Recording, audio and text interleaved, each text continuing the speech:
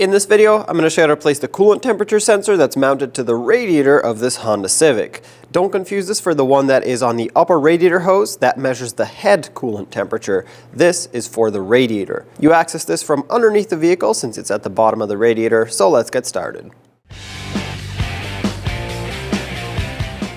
Although you do not need to lift the vehicle in the air for this, it does make it easier since it sits pretty close to the ground and everything we need to access is underneath. So do what you have to do to safely get access underneath the vehicle. If you turn the steering wheel, you'll see two push clips in each fender well.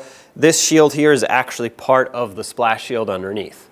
You'll have to pop off the center of the push clip in order to release the rest of it.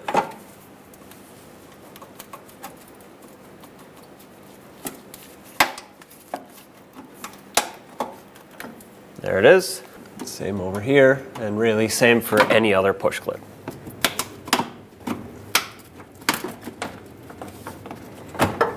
With these two removed, you should be able to pull this shield down.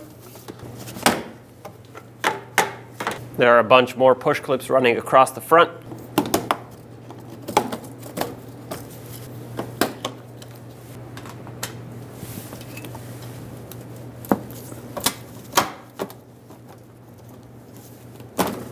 With just these 5 push clips out, you can pry the shield out of the way and bungee cord it if needed to get to our temperature sensor. That's it right there. Keep in mind that the cooling system is still full and I don't plan on draining it just for this. I'm just going to work quickly. That's how you avoid draining and filling the whole system without actually needing to do so. So there will be some coolant leaking out. Just have a collection bucket ready and stand clear of any fluid shooting out of here. Unplug the connector by pushing on the tab and prying the connector out of there. If you want to create more space for yourself, you can push on these two little tabs and pull the retainer of this connector right out of here and move it aside. You can use a 17mm deep socket to break this free. It should not be very tight. At this point, once again, work quickly and make sure you have something to catch the fluid. Just a quick note before we continue. The new sensor should have an O-ring on it. If it does not, it's most likely in the packaging that it came in somewhere, so install that so you can have it ready to go. No thread sealant or thread locker or anything like that needed. The O-ring does the job. Now this should come out by hand. Once it's on the last thread, I'm going to plug the hole and quickly swap it out. Okay.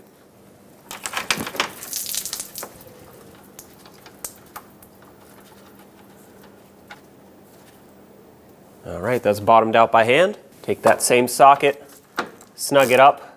That's bottomed out with the socket. Now the O-ring can get damaged if you over tighten this, so about 1/8 of a turn at most is all it takes to seal this up. Now you can plug the connector back in. Oh, this time it's facing up, that's all right.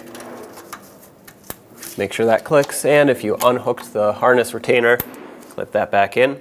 Now we can put the shield up. Continue putting this shield back.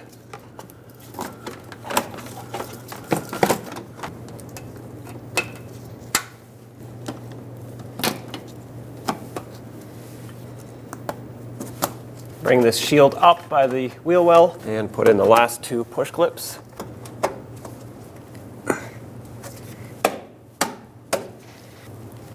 All right, that is done. Under the hood, you'll see that the radiator cap is located towards the front of the vehicle. I did not lose much coolant at all, so I'm not expecting it to be very low, but I will still check it, turn it counterclockwise 2 clicks, and remove it with a cold engine, of course, otherwise it's under pressure. And simply top this off with manufacturer specified coolant until it's full. And, well, just like that. Like I said, I did not lose a lot, so not a lot is going to go back in.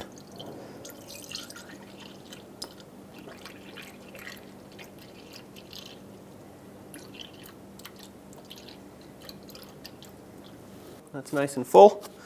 Cap it off. Clean any spillage. There you have it, job is done.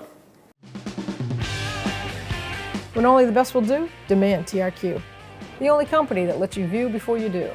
TRQ is committed to offering the highest quality aftermarket auto parts that are engineered for peace of mind. Thanks for using and viewing with TRQ.